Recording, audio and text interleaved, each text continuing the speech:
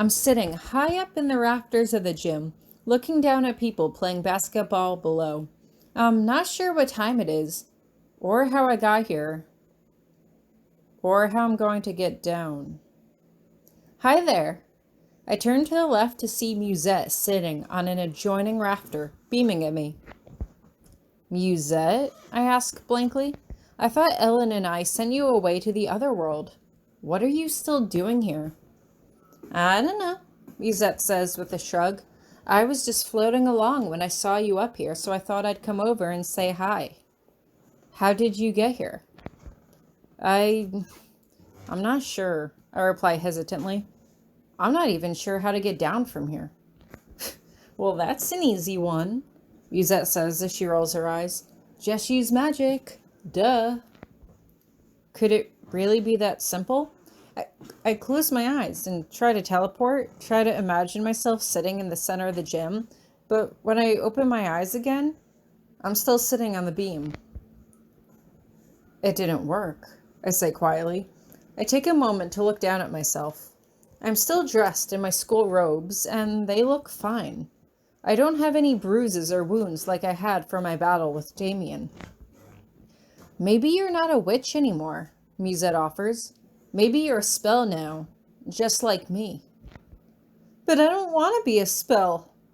There's a twinge of hysteria in my voice.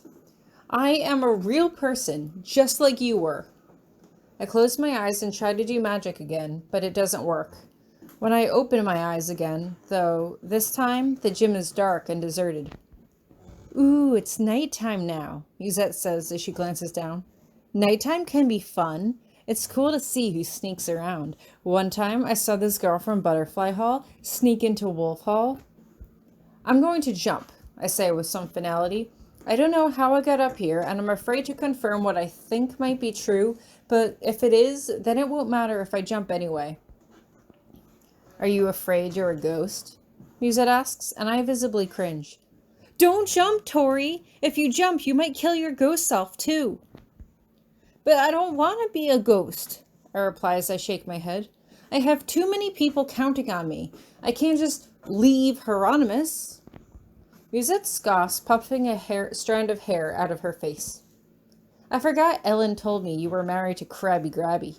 If you ask me, I think you're better off as a ghost. If I am a ghost, hopefully Ellen will be able to help me, just like we helped you, I say with a sigh, still working up the nerve to jump. If she's even still here, Musette ventures, and I look up at her sharply. I'm just saying. I don't remember what day it is. Maybe years have passed. Maybe she's no longer a student here. Only one way to find out. I'm about to push myself off the edge of the beam when I suddenly hold back at the last second. What's wrong? Musette asks, but her voice is teasing. Cold feet? Get it? Because if you're a ghost... Not a ghost, I huff. Maybe the only reason I'm here is because I'm having, some weird fever dream. It's like in the movies. I just have to learn whatever lesson I'm supposed to learn, and then I'll wake up. It's been a while since I've seen a movie, Musette recalls. I like the ones with the cars and the pew-pew and the action. Yeah, I've seen a few of those, I admit. Although I think this one is more along the lines of a tragic paranormal drama than an action movie. Oh, those are boring, Musette says with a pout. Why don't you just jump? At least this way, if your brains go splat on the floor, we can still get an R rating if they decide to make a movie about us. People might make a movie about you, but I don't know about me. Aside from marrying my teacher and almost dying and then befriending Daniel and helping you, my life is pretty boring. That doesn't sound boring, Musette points out. My life is boring. Little girl with a heart condition goes to a magical school, gets expelled, and dies. Big whoop. There's no shock value. It would be a paranormal mystery, I say. Ellen's journey to determining you were a spell, culminating in your trip to the other world in the final scene.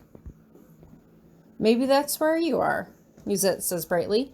Maybe the reason you can't jump is because you're not actually in the gym. Maybe you're in the other world, with me. I pause for a moment. I had to give her that.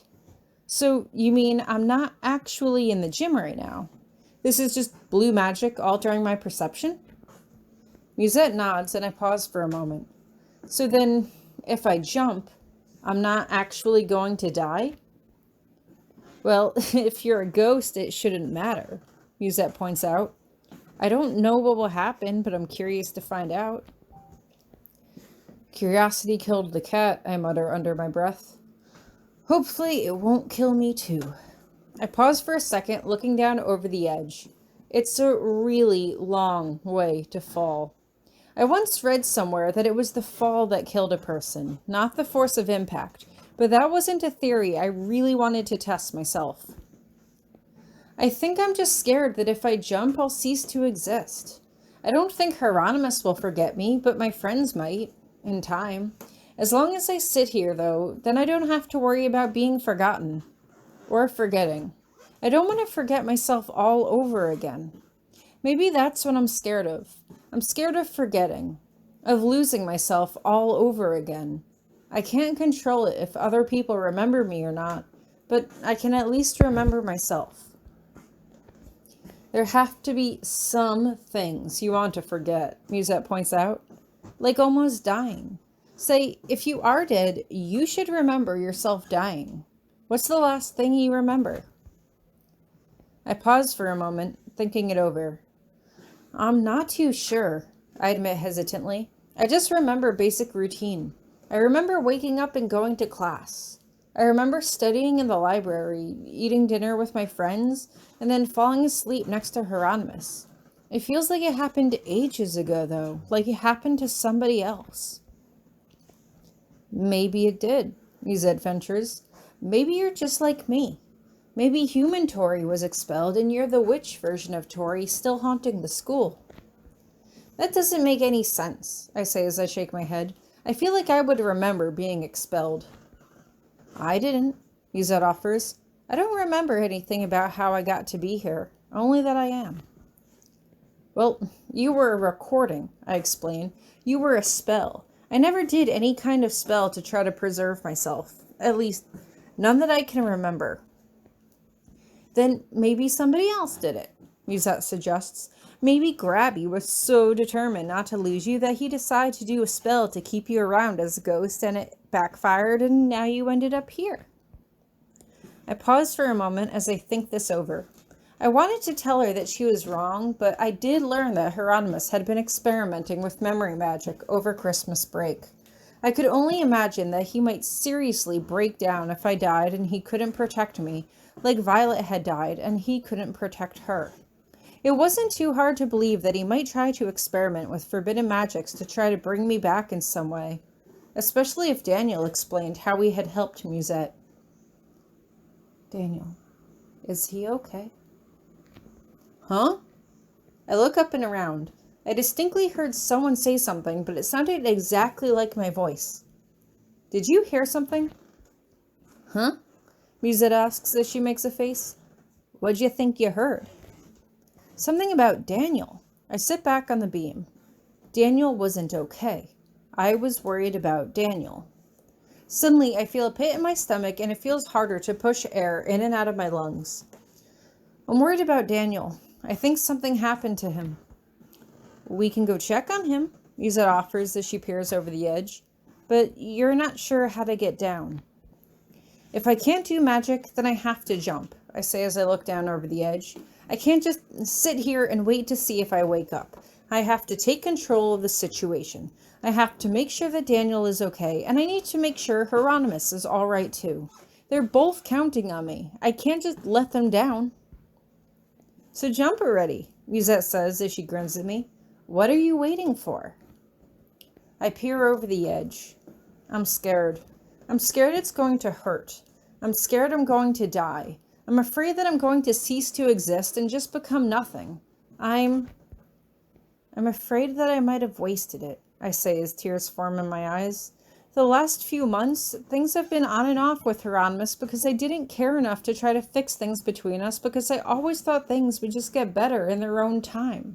I didn't try to fix things with my friends, even though I knew we were drifting apart because I figured we could always mend things later.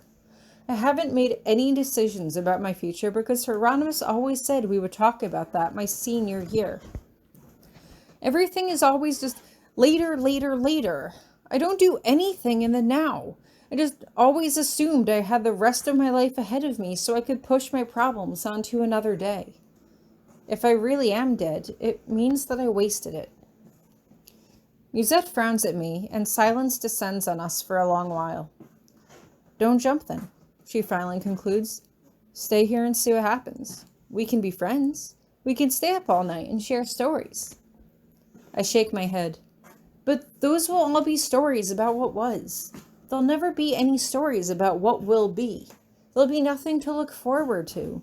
Everything will be just the same as it was for us, while the rest of the world moves on. But at least you'll be alive, Musette points out. Well, sort of living, at any rate. At least you won't forget who you were.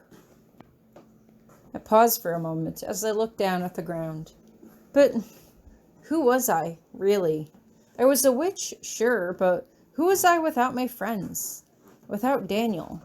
Without Hieronymus? I wanted to learn more about my magic, about the other world, and yes, sometimes I was afraid of getting the answers because I might not like them, but that didn't mean I shouldn't ask. I had been avoiding asking Hieronymus so many things because I was afraid of the answers, but I couldn't be afraid anymore. If I'm dead anyway, then none of this matters anymore, right? I ask Musette. I don't give her time to answer. Instead, I just close my eyes and let myself tumble off the gym rafters towards the cold, dark floor below.